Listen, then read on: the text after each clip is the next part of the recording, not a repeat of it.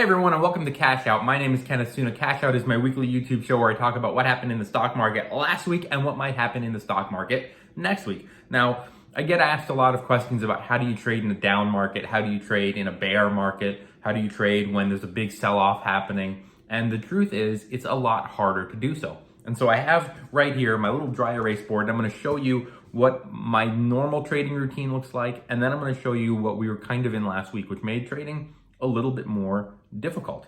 I made it difficult because last week was not such a great week for trading in general. I did make a few trades, not as much as I normally make, which is why, by the way, I'm always talking about the importance of having your little rainy day fund, your emergency fund. And I feel like I do mention this a lot. There's no guaranteed income in trading. You're going to have weeks or months where you're killing it and you're making unbelievable amounts of money. And then you're going to have weeks or months or prolonged periods of downtime where there aren't a lot of trades to be made. And the other funny thing about trading is, I was never big on like social media in the stock world prior to me being on Instagram and YouTube and TikTok.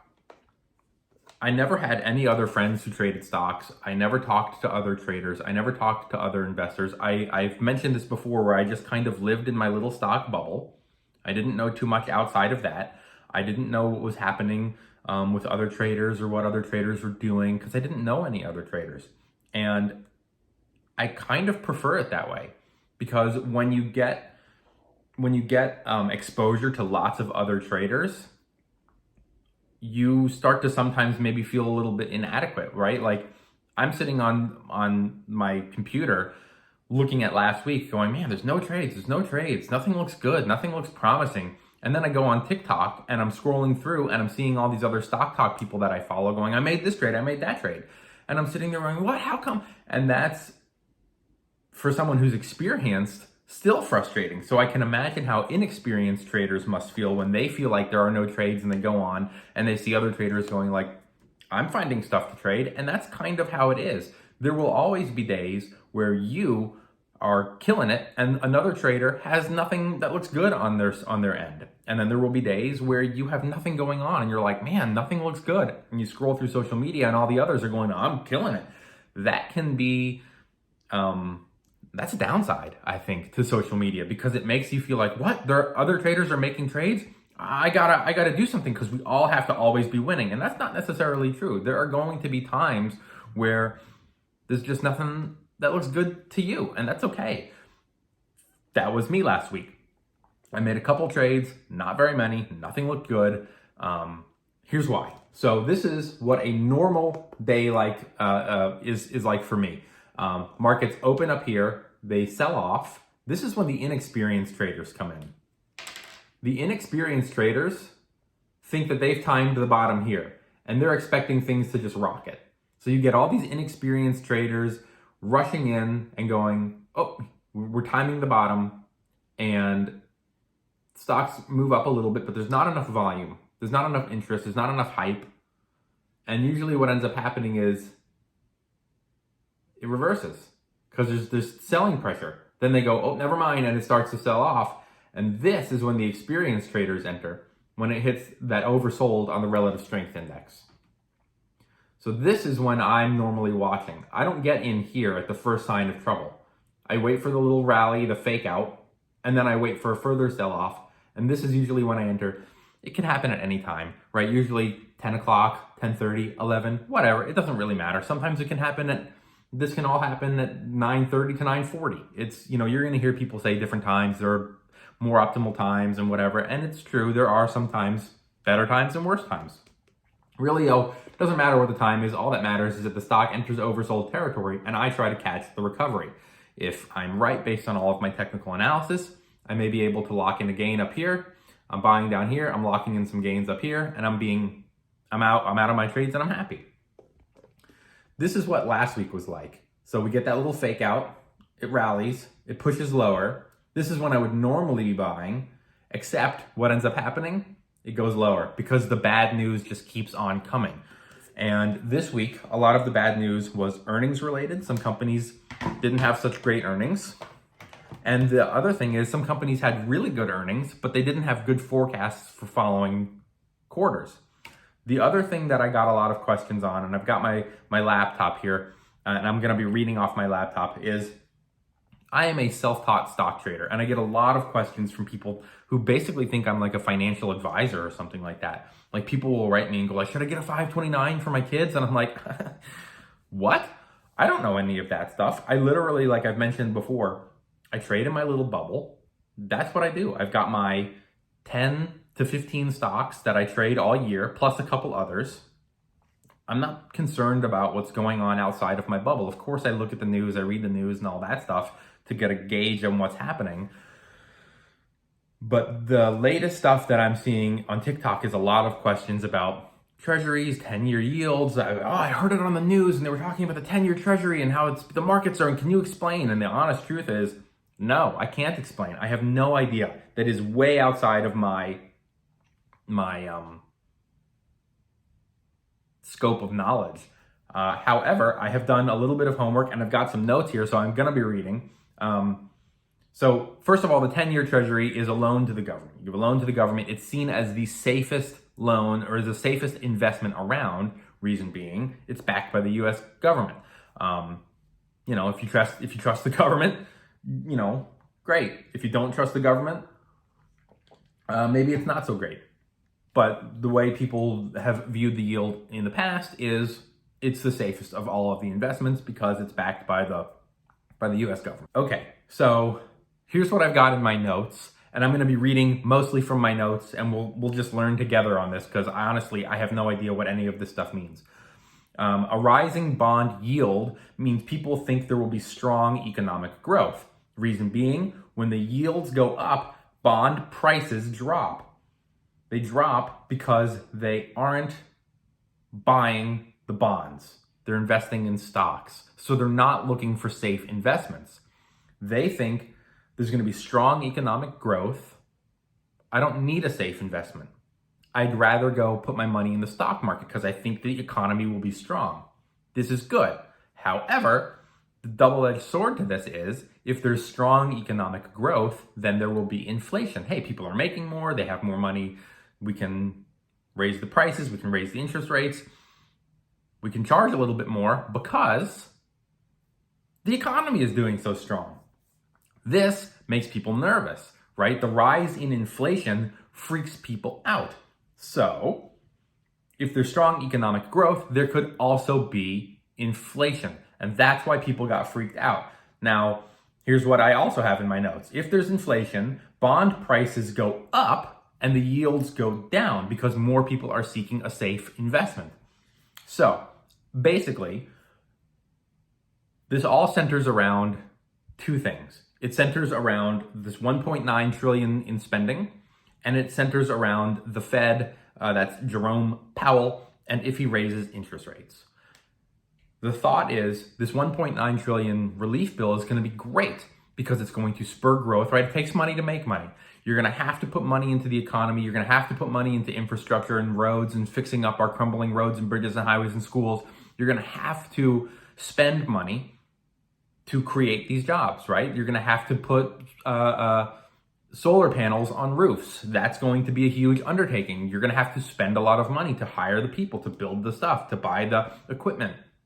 All that spending is going to be great because it's going to create jobs.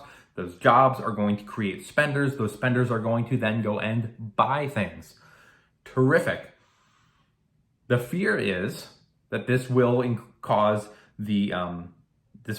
inflation, and it'll cause the Federal Reserve, Jerome Powell, to raise interest rates, bringing on more inflation, higher costs.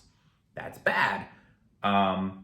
If it sounds confusing, it's because it is. If you have to watch this a couple times, go for it. I had to read so much stuff to make this make any sense to me.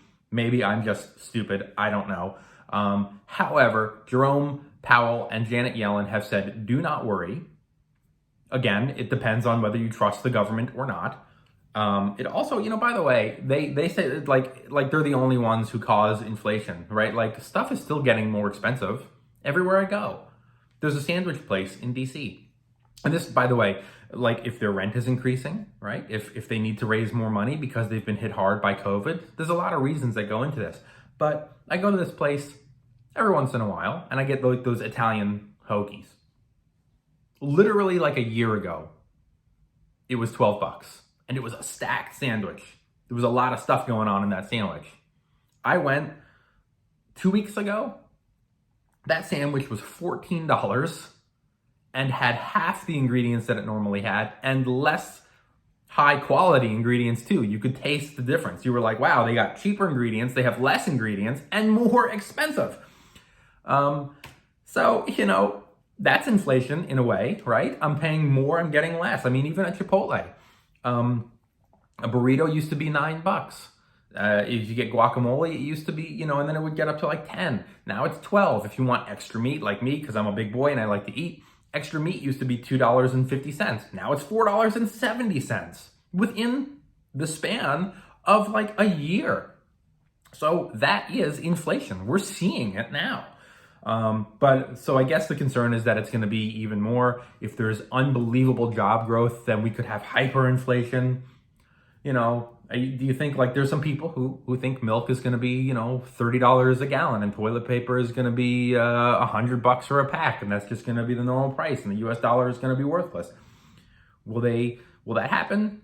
It depends on how much of a doom and gloom kind of person I guess you are. Some people say yes, some people say no.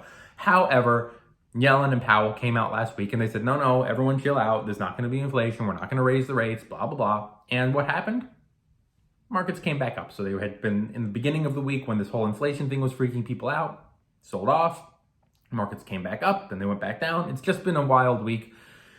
Like I said, for me as a trader, it's been pretty quiet because, we would see down, a little rally, and then further down. Not down, a little rally, further down, and then a big rally, which is what I normally do. Here's what I've been doing. One, I've been making fewer trades. Two, I've been sitting on more cash because if there is a further sell-off, I would like to be able to buy more investments. And three, I've been adding to my investments very slowly. Reason that I add very slowly to my long-term investments is I want to get some at a lower price now in these big sell-off days, these dips, but I don't know what's going to happen, neither do you. If you make a guess and you turn out to be right, you just made a guess and you were right. You're not some market genius. We hear these people talking about, oh, there's going to be a correction, there's going to be a sell-off, there's going to be a sell-off, there's going to be a sell-off, and they can say it every day for 10 years and be wrong, but then the one day they do say it and there is a sell-off, it was like, how did you know? And they're on all the news. Well, I told you, but you've been saying that for the last 10 years. It's like, you can say it every day, and when it happens, you're a genius all of a sudden. Anyway, I'm getting carried away, but I don't know what's going to happen, and neither do you. So my method, what I personally do is I scale in a little bit as it's going down, or I average into my positions as my long-term quality investments are selling off, stuff like Apple, and by a little bit. But I'm not sure if we're going to be seeing a bigger sell-off. I don't want to spend all my money now, and then a month later, everything is way down here, but I don't have any money left. Because I bought it all up here thinking it's just going to be a short-term sell-off. Now, on the other hand, you could put all your money in right now and there could be a humongous recovery, and then you're going to go, oh, good, I got lucky. I bought at the right time and I bought everything. That's why I like to scale in a little bit. That's why I'm always saying it's better to have some skin in the game. It's better to buy a little. That way, if it does rally, you're not kicking yourself. But on the other hand, if it drops, you're also not kicking yourself. That's just what I do. So I bought a little bit. If things continue to sell lower, I'm not going to chase every single day. Gotta get more, because eventually I'm going to run out of money, and then there could be some catastrophic sell-off or recession or dip or pullback or whatever, and I'm not going to have any money at my lower price. So I'm not going to nitpick over, oh, Apple was 125. Oh, now it's 120. Oh, now it's 118. I got to keep buying every day it goes down. Chill out. We might get to a day where Apple rockets on some really good news. Maybe. Or we might get to a day where they say, oh my God, we were wrong. There's massive inflation coming. And the stocks plummet and Apple goes to 80. Maybe. It's possible. Anything's possible. And I would really like to be able to buy some Apple at 80. But I was chasing, 125, I'll buy. 120, I'll buy. 118, I'll buy. And now I don't have any money left to buy it at 80. So don't worry about these little changes in price when there could be huge sell-offs. And if there is no huge sell-off, at least you bought a little bit up here. And you can always buy more as it's moving higher, right? Buy high, sell higher. I talk about that a lot. All right, so that's what I've got on that. I didn't make a lot of trades. What I did do was add a little bit to my investments, but only a little. If we have a full-on recovery and there's no inflation and there's humongous job growth and the markets skyrocket over the next 4 years, I'm not going to feel like I missed out because I did do some buying. And if we have more bad news down the road relating to COVID or whatever, then I'll have some more money in my reserves to buy and add a little bit more. I want to talk about Churchill, CCIV. They dropped pretty hard after this whole Lucid merger deal. I talked a lot about this on TikTok, how in the beginning I thought maybe it could be a little bit of buy the rumor, sell the news, right? For months they've been saying, who's it going to be? Are they going to make a deal? Who's it going to be? And then Lucid started to get into the talk. Oh, it's going to be Lucid. it's going to be Lucid. And every time they talked about it, the stock went higher and higher and higher until we got to a point where it actually did come out in the news and it was Lucid. And then the stock plummeted like 40% or something insane. A couple of things. One, I believe it was buy the rumor, sell the news. Two, I believe it was also the valuation.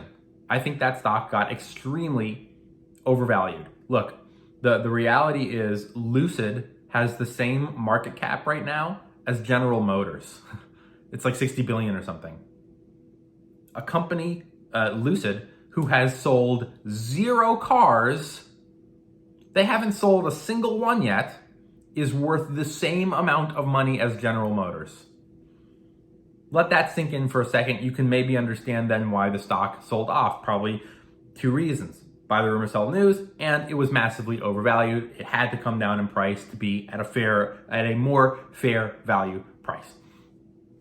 Does that mean Lucid is over and you should never buy the stock? Of course not. It means you should buy whatever you want, because I am not a licensed financial advisor. I can't tell you what to buy. I get those questions all the time. Should I buy? Should I buy now? Should I buy now? You got to ask yourself what you think long-term the prospects of this company could be. A lot of people say it's going to be a Tesla killer. A lot of people say that once the main automotive companies, Ford, General Motors, Toyota, Honda, once these companies come out with electric vehicles, it's going to be pretty much all over for these little teeny guys. Maybe one of them,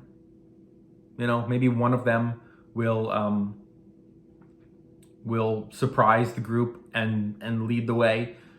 Which one will it be? Nobody knows. If you want to buy a little of each, that's always a method. That's always an option for you to just buy a little bit of each and see, hey, maybe one of these will be the winner. It's up to you. The last thing is we saw airlines and cruises do very well. I think potentially we are getting closer to seeing COVID not be a thing of the past, but just maybe we're going to start reopening. I saw that they opened in New York, Cuomo, or someone said like more people can go back to the Barclays Center and watch the Knicks play basketball or whatever. I think once more people start getting vaccines and more people take this whole mask thing seriously, we're going to slowly start seeing more stuff reopen. I think as we start to see more of this stuff happening, more stuff reopening, these stocks like travel, hotels, sports, arenas, theaters will boom. I think the airline stocks will soar. Get it? Airlines? Soar? Flying? I think airline stocks, hotels, travel, arenas, theaters, I think they'll all boom when they say, okay, we're going to ease restrictions. If people are taking the masking seriously and they wear their masks and they're vaccinated or they're getting vaccinated, we can start to lower down and cool off on some of these restrictions, start to reopen a little bit more, get people back out there. I think these stocks will boom. So maybe that's why they're doing so well. People are just trying to get in ahead of the big sell-off. Again, do you want to buy them now? Do you want to wait if there's another big, oh no, just kidding, there's more bad news? That's the thing about the stock market. You never know. There's gonna be bad news in 3 weeks or 4 weeks or a month or a couple days from now that we didn't see coming, or we thought, but I thought we were behind. And that's gonna be a great opportunity for you to scale in and add a little to your positions. All right, now I've got my earnings for the week. This is the end of the show where I talk about what happens next week or what could happen next week. Monday morning, we have Workhorse, Berkshire Hathaway, reporting their earnings. Workhorse, I think, was it Workhorse? Workhorse got crushed last week when the UPS deal like fell through or whatever, and they gave it to Oshkosh or some shit. I don't know. I don't really pay attention to Workhorse. I just remember that a lot of people were freaking out about it. Monday morning, we have Neo. That's another electric car. Zoom, the work thing. And Lemonade. People seem to like Lemonade, although I checked their prices for insurance, and it was like way more than what I pay already. And I use State Farm, so I was like, everyone's like, Lemonade, it's the greatest new insurance. And I was like, really? So I went on and I was like, this sucks. It's so much more expensive. Why do people care? Anyway, Tuesday morning, we got Target, affordable-ish retail store. People are buying stuff, shopping. I'm always curious what these retail stores are doing. Tuesday morning, we also have a company called Amiris, which is a stock that I've been trading for the last couple of years. Amiris was a $2 to $5 stock price for years. All of a sudden, it is booming. They create stuff like household products, right? Like household chemical products, like sweeteners, baby wipes, stuff like that, makeup and shit. There was a rumor or something that they were doing something with COVID, so the stock shot up. It's now around 15, 14 bucks a share. I think it hit 17 last week. It got carried away, so I haven't really been trading it. So we have Amiris, which is one that I've been trading, but I don't trade it anymore. I've stopped because it had this massive rally lately, so I stepped back. And one of the things you have to do when these stocks break out of ranges, right? Like, what did I say? It's a $2 to $5 stock that I've been trading for years. When it started running, I held on to a couple shares as it was climbing. I sold some at I think I sold some at 10. I think I sold a little bit more at 12. I think I had a little at 14 that I dumped, and then that was pretty much it. And I was out, and then it hit 17. So the question is, as a trader, do you want to chase these stocks perpetually higher as they're moving higher and higher when they break out of trading ranges? No, that's risky. On the one hand, but you could have bought it at 12 and sold it at 17, but did you know it was going to go to 17, right? Nobody knew it was going to go to 17, so no, that's risky. What I like to do in these situations when a stock breaks out from its $2 to $5 trading range is I sit back and I watch and I wait and I go, okay, let's just see what happens. Oh, wow, it's 17. Fuck, I could have bought at 14 and sold at 17. Oh, well, I didn't know that was going to happen. I don't get nervous. I don't get upset about the woulda, couldas. It hit 17, it's pulled back. Now it's around 14. Interesting. Let's see what happens. Now their earnings are coming out this week. That could push things higher or lower. Again, we got to step back and we got to wait and we got to watch. Here's what could happen. If earnings weren't coming out this week, let's just say hypothetically the stock reconsolidates in a new trading range. So it used to be 2 to 5. Now it's around, say, 14 to 17. That might be the new trading range. Might be. Earnings come out. Let's say they're fantastic earnings and the stock rockets up to 20, right? Then we have to wait again. It's a waiting game. It's long, it's annoying, it's frustrating. We got to wait again. Shit, I got to wait again. Now it hits 20, and then we wait again for it to level off and establish a new trading range. Maybe it pulls back to 17, profit taking or whatever. Maybe they say, our forecast for the next quarter might be a little slower. Whatever the reason is, it drops to 17. And then it starts to rise up to 20 again, and it drops to 17. And this isn't daily, right? It's not doing this daily. It's over the course of days or weeks or whatever. And after a while, we establish a new trading range. Usually it's 3 times. So 17 to 20, 17 to 20, 17 to 20. Now we've got ourselves a trading range. It's confirmed. It's happened multiple times. It's not one time. You do it one time, you're just guessing. Maybe you're right, maybe you're wrong. When it establishes that new trading range, we go, got it. 17 to 20 is the new trading range. Now we can start trading. Every time it gets to 17, we can start buying based on the technical analysis, right? It's not as easy as just saying it hits the price we buy. Based on the technical analysis and all of the research that we've done and studying the stock, not just chasing and rushing in, we can now start trading in a range. Now maybe the earnings come out and the earnings are bad and it drops from 14 to 10. Okay, we wait again. It consolidates, it establishes a new trading range. Maybe that new trading range is 10 to 12, 10 to 12, 10 to 12. Okay, great. You can now trade that after a couple of times. So we've got Amiris on, hello, computer, turn on. Amiris on Tuesday on, I'm getting text messages. Amiris on Tuesday morning. Wednesday morning, we have Dollar Tree. In times of, in times of economic hardship, stores like Target, like Dollar Tree, these stocks usually do very, very well because people are going to where there's value, where they can buy a lot of stuff for just a little bit of money. Wednesday is Snowflake. They just had their IPO not too long ago. I don't remember exactly when, but it went nuts and then it pulled back. Thursday evening, Costco, Gap, and Slack. Slack is work is the symbol. Slack has earnings on Thursday. Should be interesting. You know, I think a lot of people always say when these work from home stocks, well, if we ease restrictions and we start coming back to the office, these work from home stocks are going to get punished. I don't know if that's true. I think what we might end up seeing is we ease restrictions, but these companies realize, hey, you know what? It's cheaper, it's more cost effective for us to let the people work from home. This might be the new normal. We've already seen it with tons of tech companies going, work from home, who cares?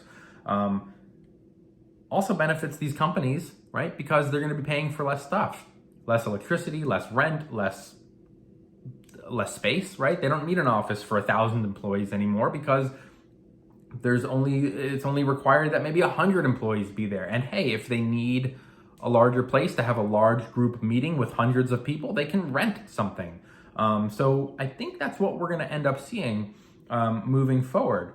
So I think that the work from home stocks will get punished in the short term if there is like a reopening and we move back to the offices, but I don't think it's going to last. So maybe it's a good buying opportunity when that day comes. So we'll have to see what happens with Slack on Thursday morning. There's no earnings that like really piqued my interest on Friday morning, so I don't have anything on my list. This is normally the part of the show where I come on and I answer your TikTok questions, but I think I'm going to scrap that and do separate videos on here to just keep the time down because I want this show to be around a half hour, which is exactly where we are, 29 minutes right now. I want to keep this show at around a half hour, and it might be less after I edit the video to get rid of all the stupid stuff that I said that I didn't mean to say. I want to keep this show tighter, and I want to have the Q&A stuff that is a little long, like 5-minute answers, as separate standalone videos so we can cut to it, get a really interesting 5-minute video out and not lose your attention and not have you sit through this whole show if you don't really want to watch it. Anyway, I think that all about covers it. Thanks for watching. If you liked this video, if you thought it was helpful, if you learned something, please hit the bell, hit the like, hit the subscribe, wherever they are. Thanks for watching. Have a good day and enjoy the rest of your weekend.